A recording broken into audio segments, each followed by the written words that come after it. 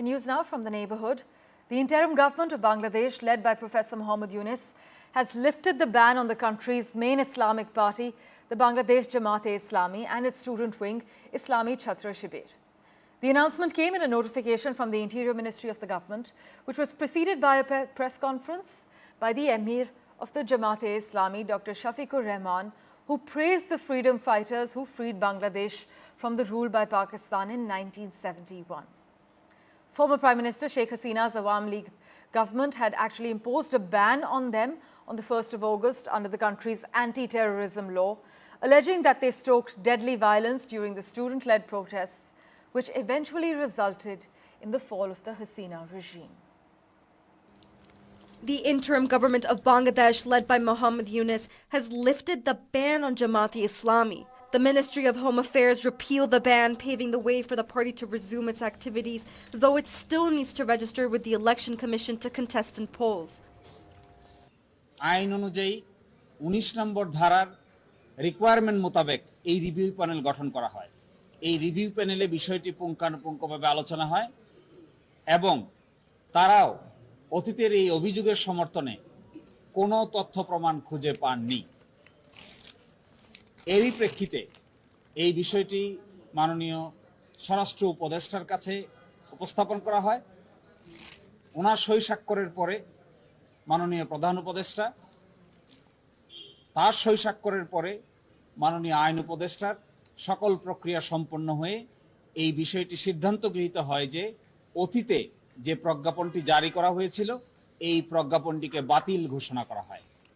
Former Prime Minister Sheikh Hasina had banned the party on August 1st, just 4 days before she was removed from power after weeks of student-led protests and fleeing to India by helicopter. But why was his party banned by the former Prime Minister? Jamaat-e-Islami has a controversial history dating back to Bangladesh's liberation war in 1971.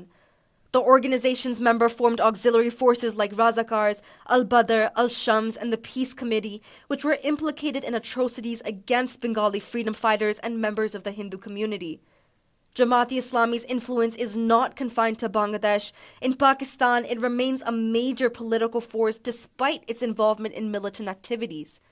The order to lift the ban on Jamaat-e-Islami comes a day after the Bangladesh government released another radical leader, Jashimuddin Rahmani, chief of the Islamist outfit Ansarullah Bangla Team, or ABT.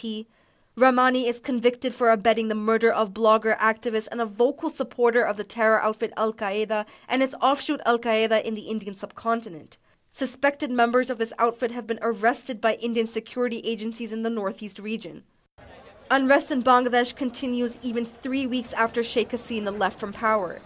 These developments are a major security concern for India, which is already trying to grow its ties with the new regime in the neighborhood. With Mohammed Ghazali, Samia Afsar for NDTV World. Well, for further clarity on what's happening in the neighborhood, we have with us Ayanjit Sen, who's an expert on Bangladesh affairs. Thank you so much for joining us.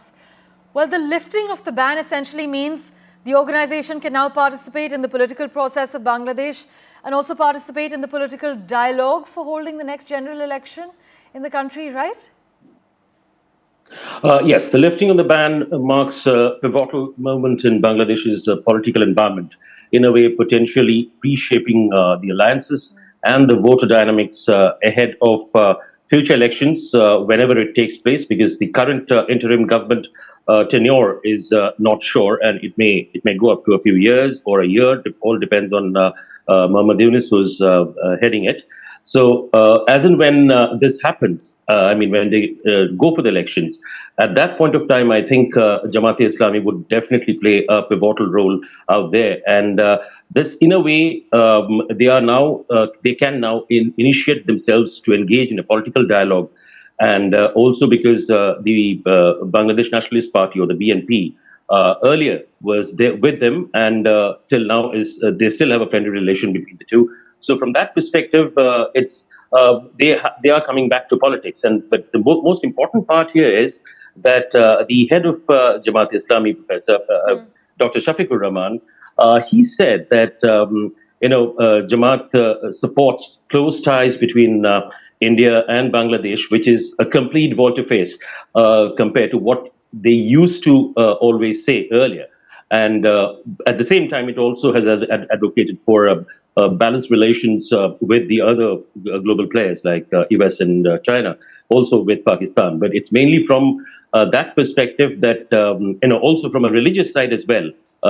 They've said that Bangladesh is made up of Muslims, Hindus, Buddhists, and Christians, and in a way, he's kind of Secular playing a outreach. very safe game, saying that we all constitute Bangladesh. From that perspective, he has told the press as well. And this, in a way, clearly indicates that as and when elections take place in Bangladesh, they are going to be a major force, undoubtedly. And undoubtedly, the decision actually represents a significant change from the decision that was taken by the erstwhile Awami League government earlier this month, just days before its ouster. But thank you so much, Mr. Sen, for joining us with those quick comments.